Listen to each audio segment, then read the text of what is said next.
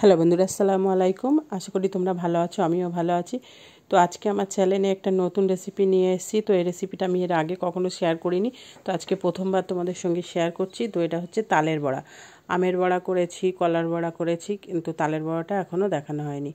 তো জায়গাটা খুবই শর্ট, ওর জন্যে স্ট্যান্ডটা রাখছি, তো ঠিকঠাক দেখা যাচ্ছে না, তবুও যতটুকু দেখা যাচ্ছে সেইভাবেই শেয়ার করার চেষ্টা করছি। তো এই দেখো, এটা দেখছো, এটা সুজি আর দুধ।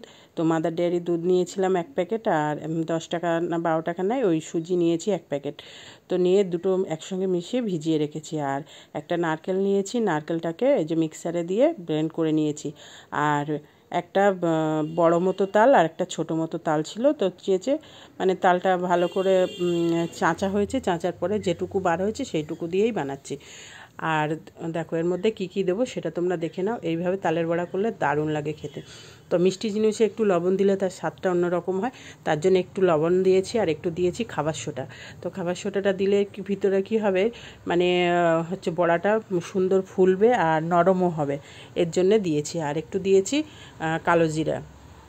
কালো জিরাটা দিলে ভালো লাগে, তার জন্যে দিয়েছি। তো অনেকে মৌরিও দেয়, তো আমি তো সেগুলো দিই না, মেয়েরা খায় না বলে। তো যাই হোক, দেখো চিনি দিয়ে নিচ্ছি। চিনি প্রথমে এই যে 3 ঢাকনা দিয়ে নিচ্ছি, নিয়ে তারপরে ভালো করে এটা মিশিয়ে নেব। মানে হাত দিয়েও করা যায়, তো আমি হাত দিয়ে না করে এটা চামচ দিয়েই করছি, কারণ বারবার এটা ওটা নিতে হচ্ছে ওর জন্য। তো এইভাবে কাঠের একটা চামচ থাকলে এইভাবে নাড়বে, তো নাড়লে অসুবিধা নেই। এইভাবে ভালো করে চিনিটা আর এই নারকেলটা তালটা ভালো করে মিশিয়ে নিতে হবে প্রথমে। একদম ভালো করে মানে একটু নেড়ে নেড়ে নেড়ে নেড়ে মিশিয়ে নেবে, তারপরে ময়দাটা দেবে। প্রথমে এই একবারে সবটা দিবে না, তাহলে একবারে সবটা দিলে দলা দলা হয়ে যাবে। এর জন্য আগে এটা ভালো করে এই যে এইভাবে নেড়ে নিতে হবে। নাড়ার পরে তারপরে আমি ময়দাটা দিয়ে নেব। তো এই যে ময়দাটা আমি চেলে নিয়েছি, আগে চেলে নিয়ে এই যে এই যে কন্টেনার মতো আছে, এটা দিয়ে 3বার দিয়েছি। দিয়ে তারপরে এই যে আস্তে আস্তে নাড়বো। আর পানি বলতে এটা মিক্সার ধুয়ে যে হচ্ছে নারকেলটা কুড়েছিলাম যে মিক্সারের মধ্যে, ওটাই একটু ধুয়ে দেবো, বেশি আমি এর মধ্যে পানি অ্যাড করব না। তো দেখো এই যে ধুয়ে রেখেছিলাম, তো এই যে ওটুকু দিয়ে দিয়েছি।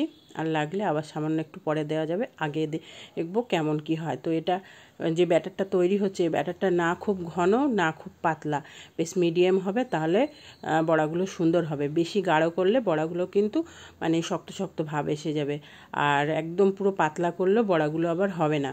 তো একটু দেখছি যে পাতলা হয়ে গেছে, তো আরও একটু ময়দা নিয়ে নিলাম। তো এই যে কন্টেনারটা দেখলে, এই কন্টেনারে 4 কন্টেনার আমি ময়দা দিয়েছি। তো দিয়ে ভালো করে আবারও নেড়ে নিচ্ছি। তো দেখো এর মধ্যে সামান্য একটু পানি লাগবে, দেখছি একটু টাইট হয়ে গেছিলো, তো সামান্য একটু পানি দিয়ে নিয়েছি, নিয়ে তারপরে আবারও নেড়ে নিচ্ছি। তো দেখো এইভাবে ভালো করে নাড়তে হবে। এই ব্যাটারটা তৈরি করাটাই হচ্ছে মেন জিনিস। ব্যাটারটা সুন্দর করে না তৈরি করলে কিন্তু তোমার বড়াগুলো সুন্দর ফুলবে না। তো আমি একটু চেখে দেখলাম যে মিষ্টিটা ঠিক আছে নাকি, তো দেখছি মিষ্টিটা একটু কম আছে, তার জন্য আর একটু চিনি দিয়ে নেব।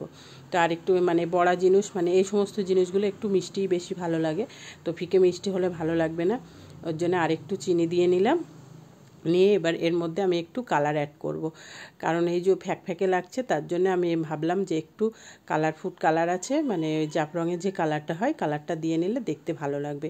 কারণ যখন আমি বড়াটা ভাজবো উপরে কালার হবে, কিন্তু ভিতরটা কেমন একটা দেখাবে, তার জন্য আমি একটু কালার দিয়ে নিয়েছি। তো এইভাবে ভালো করে ফাটতে হবে, এইভাবে যত বেশি ফাটবে তত কিন্তু তোমার এটা ভালো হবে, বড়াটা ভালো হবে। তো এইভাবে আমি ফেটে প্রায় আধ ঘন্টার মতো রেস্টে রেখে দিব, তারপরে আমি বড়াটা বানাবো। তো ওই জন্য আগে থেকেই তোমাদের সঙ্গে শেয়ার করছি। এই দেখো এই যে খুব সুন্দর হয়েছে। তো এইভাবে আধা ঘন্টা রেখে দেবো রেস্টে, রেখে দেওয়ার পরে তারপরে আবারও তোমাদের সঙ্গে বড়া করার সময় আমি তোমাদের সঙ্গে শেয়ার করব। তো এটা রেখে দিতে হয়, মানে আধা ঘন্টার জায়গায় 1 ঘন্টাও রাখলে ভালো হয়। রাখার পরে আমি তোমাদের সঙ্গে আবারও এই যে শেয়ার করছি। তো দেখো যে বড়াগুলো ভাজছি, এই যে রান্নার জায়গাটা একটু আলো কম বলে, তো একটু লাইটটা কম পড়ছে, এর জন্য দেখো এই যে দেখো মানে কালারটা দেখো কতটা সুন্দর আসছে। তো এই দেখো একবার ভেজে নিয়েছি, দ্বিতীয়বারটাই তোমাদের দেখাচ্ছি। খুব সুন্দর হয়েছে, সবটা ফুলে উঠেছে। তো ভিডিওটা কেমন হয়েছে, ভালো লাগলে একটা লাইক কমেন্ট শেয়ার করো।